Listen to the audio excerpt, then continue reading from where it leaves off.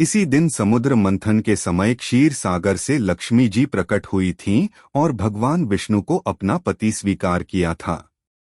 कथा इस प्रकार है। एक बार भगवान शंकर के अंशभूत महर्षि दुर्वासा पृथ्वी पर विचर रहे थे। घूमत घूमते वे एक मनोहर वन में गए। वहां एक विद्याधर सुंदरी हाथ में पारिजात पुष्पों की माला लिए खड़ी थी। वह माला दिव्य पुष्पों की बनी थी। उसकी दिव्य गंध से समस्त वन प्रांत सुवासित हो रहा था। दुर्वासा ने विद्याधरी से वह मनोहर माला मांगी। विद्याधरी ने उन्हें आदरपूर्वक प्रणाम करके वह माला दे दी। माला लेकर उन्मत्त वेशधारी मुनि ने अपने मस्तक पर डाल ली और पुनः पृथ्वी पर भ्रमण करने लगे।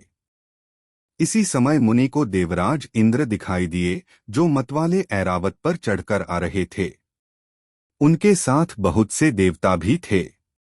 मुनि ने अपने मस्तक पर पड़ी माला उतार कर हाथ में ले ली।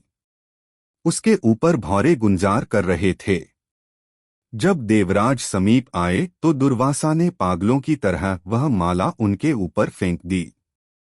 देवराज ने उसे ऐरावत के मस्तक पर डाल दिया। ऐरावत ने उसकी तीव्र गंध से आकर्षित हो सूंड से माला उतार ली और सूंघकर पृथ्वी पर फेंक दी। यह देख दुर्वासा क्रोध से जल उठे और देवराज इंद्र से इस प्रकार बोले, अरे ओ इंद्र, ऐश्वर्य के घमंड से तेरा हृदय दूषित हो गया है। तुझ पर जड़ता छा रही है, तभी तो मेरी दी हुई माला का तूने आदर नहीं किया है। वह माला नहीं, श्री लक्ष्मी जी का धाम थी। माला लेकर तूने प्रणाम तक नहीं किया। इसलिए तेरे अधिकार में स्थित तीनों लोकों की लक्ष्मी शीघ्र ही अदृश्य हो जाएगी। यह शाप सुनकर देवराज इंद्र घबरा गए और तुरंत ही ऐरावत से उतरकर मुनि के चरणों में पड़ गए। उन्होंने दुर्वासा को प्रसन्न करने की लाख चेष्टाएं की, किंतु महर्षि टस्सेमस न हुए। उल्टे इंद्र को फटकार कर वहां से चल दिए। इंद्र भी ऐरावत पर सवार हो अमरावती को लौट गए। तब से तीनों लोकों की लक्ष्मी नष्ट हो गई। इस प्रकार त्रिलोकी के श्रीहीन एवं सत्वरहित हो जाने पर दानवों ने देवताओं पर चढ़ाई कर दी। देवताओं में अब उत्साह कहाँ रह गया था। सबने हार मान ली। फिर सभी देवता ब्रह्मा जी की शरण में गए। ब्रह्मा जी ने उन्हें भगवान विष्णु की शरण में जाने की सलाह दी तथा सबके साथ वे स्वयं भी क्षीरसागर के उत्तर तट पर गए। वहां पहुंचकर ब्रह्मा आदि देवताओं ने बड़ी भक्ति से भगवान विष्णु का स्तवन किया। भगवान प्रसन्न होकर देवताओं के सम्मुख प्रकट हुए। उनका अनुपम तेजस्वी मंगलमय विग्रह देखकर देवताओं ने पुनः स्तवन किया। तत्पश्चात भगवान ने उन्हें क्षीरसागर को मथने की सलाह दी और कहा, इससे अमृत प्रकट होगा। उसके पान करने से तुम सब लोग अजरमर हो जाओगे, किंतु यह कार्य है बहुत दुष्कर, अतः तुम्हें दैत्यों को भी अपना साथी बना लेना चाहिए। मैं तो तुम्हारी सहायता करूंगा ही। भगवान की आज्ञा पाकर देवगण दैत्यों से संधि करके अमृत प्राप्ति के लिए प्रयास करने लगे। वे भांति भांति की औषधियां लाए और उन्हें क्षीरसागर में छोड़ दिया। फिर मंदराचल पर्वत को मथानी और वासुकी नागराज को नेती रस्सी बनाकर बड़े वेग से समुद्र मंथन का कार्य आरंभ किया। भगवान ने वासुकी की पूंछ की ओर देवताओं को और मुख की ओर दैत्यों को लगाया।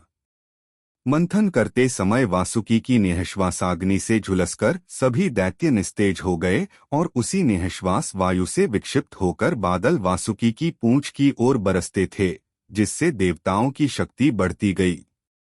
भक्त वत्सल भगवान विष्णु स्वयं कच्छप रूप धारण कर क्षीरसागर में घूमते हुए मंदराचल के आधार बने हुए थे। वे ही एक रूप से देवताओं में और एक रूप से दैत्यों में मिलकर नागराज को खींचने में भी सहायता देते थे तथा एक अन्य विशाल रूप से, जो देवताओं और दैत्यों को दिखाई नहीं देता था, उन्होंने मंदराचल को ऊपर से दबा रखा था। इसके साथ ही वे नागराज वासुकी में भी बल का संचार करते थे और देवताओं की भी शक्ति बढ़ा रहे थे। इस प्रकार मंथन करने पर क्षीरसागर से क्रमशः कामधेनु, वारुणी देवी, कल्पवृक्ष और अप्सराएं प्रकट हुईं।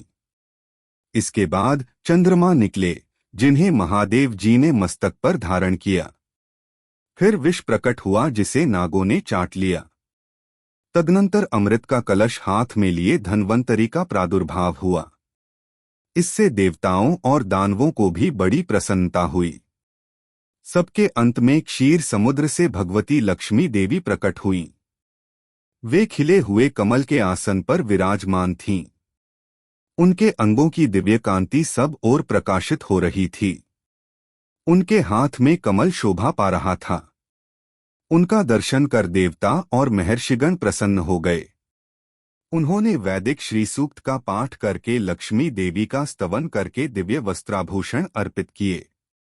वे उन दिव्य वस्त्राभूषणों से विभूषित होकर सबके देखते देखते अपने सनातन स्वामी श्री विष्णु भगवान के वक्षस्थल में चली गई। भगवान को लक्ष्मी जी के साथ देखकर देवता प्रसन्न हो गए। दैत्यों को बड़ी निराशा हुई। उन्होंने धन्वंतरी के हाथ से अमृत का कलश छीन लिया, किंतु भगवान ने मोहिनी स्त्री के रूप से उन्हें अपनी माया द्वारा मोहित करके सारा अमृत देवताओं को ही पिला दिया। तदनंतर इंद्र ने बड़ी विनय और भक्ति के साथ श्रीलक्ष्मी जी ने देवताओं को मनोवांछित वरदान दिया।